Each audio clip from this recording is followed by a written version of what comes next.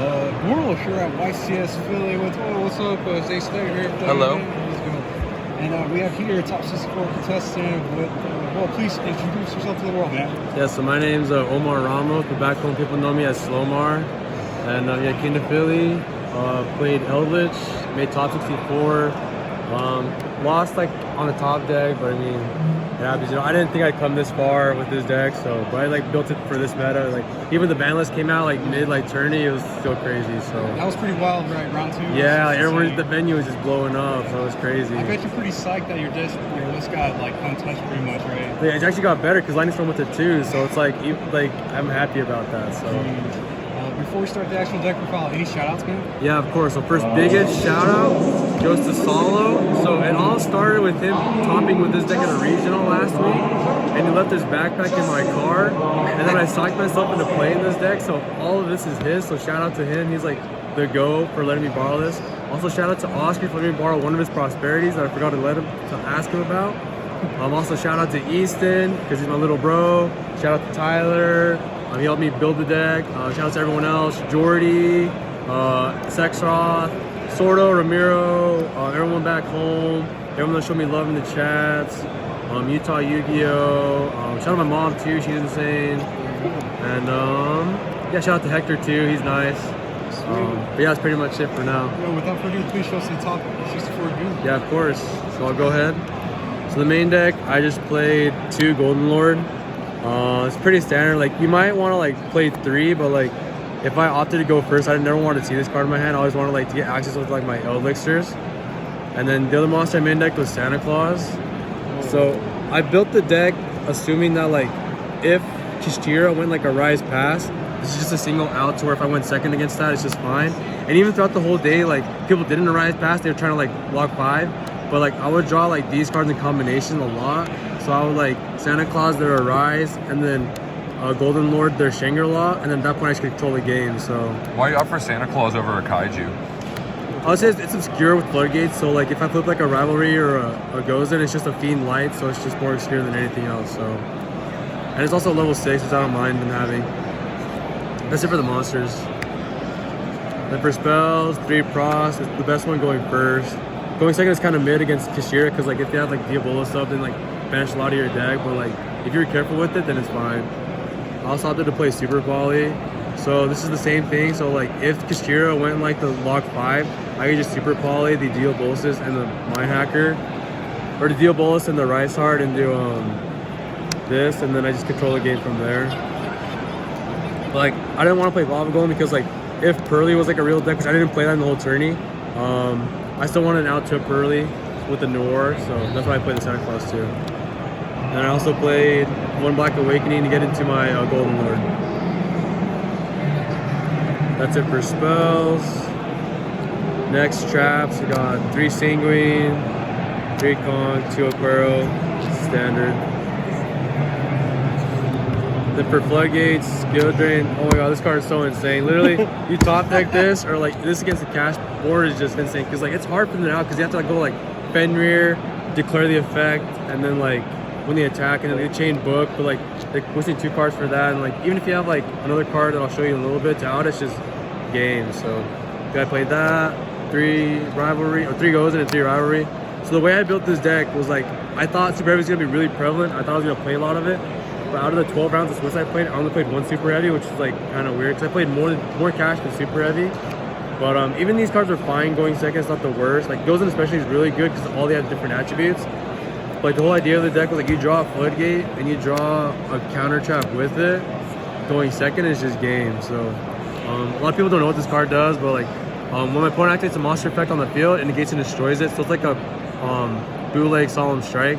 But it assures me to like if I flip one of these going second and have one of these to back it up, it's just game. So no one knew what this card did the whole day. It has an obscure effect that I used one time where if you destroyed that monster with this effect, you can just banish a monster from your hand and then summon that monster you negated. So it's cool. I took a Baron once, which is kind of nice. But yeah, so that's pretty much it for like this package right here. And the last traps I played were 3 Punishment. It's so like cool because you can have like a lot of modifications with the extra deck with this. So you can out pretty much anything. And the last 2 slots were 2 Daruma Cannon. Shout out Solo. He knows I hate this card, but there's not a better card I could play like going second against like Pearly or like even the Super Heavy board, because like if they can't flip up down the reward, they have to send it anyways. So it's like, and out to that, and also that's like Towers decks too, so it's fine. And at the worst case scenario, it's a Blue Moon against like the cash decks, which is fine too. So What's the main deck come out? 40. 40. Yeah. We go to extra deck. So I played 2 Bucephalus, or that's how you pronounce it.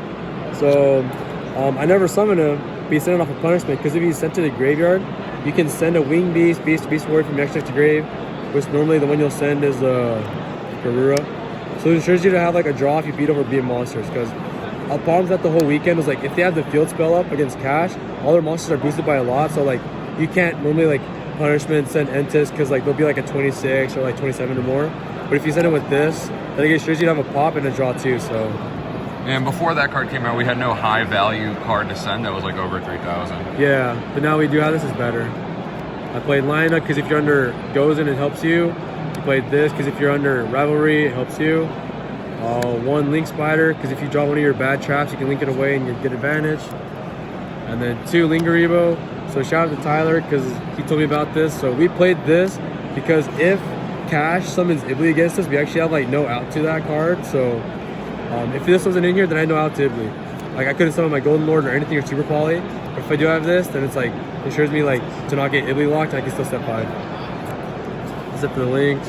One out question on the links: can Lino when it dies search Santa Claus?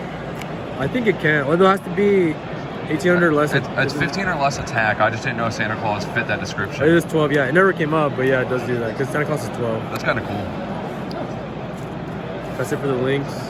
Then for the fusions, for Super Poly, got Draco's Depilia, Sorry Venom. Made these a couple times against my Despy matches the first couple rounds. Pretty clutch. And it gets Dynamorphia too. I played against that deck and then they just killed themselves, so Super Poly them. 2 Ensis, 2 Mud Dragon, and 2 Garura. Because if you leave 1 in here for the cash matchup, they can take it away when they do with your bolts and you can't Super Poly them. I guess you have this too, but this card kind of clutch sometimes. It's cool how the Guru is double utility because you get to fusion with it with your Super Poly or dump it off of the Dogmatica. Yeah, off of this too. So that's really sick. Yeah, that's it for the extra 15. Then side deck. So I played 3 Lord Henry Prisons because of all the lightning storms and stuff. And then this is a card I thought of like throughout the week, which is Silent Wabi. So the theory behind this card is like against Cash going first, you summon it to their field, and then so it's like an Ibli in a sense where like they can't even summon their like Kashira monsters, and also it locks them out from using Lightning Storm and Evenly Match. So it's like fulfills 3 purposes all in 1 card.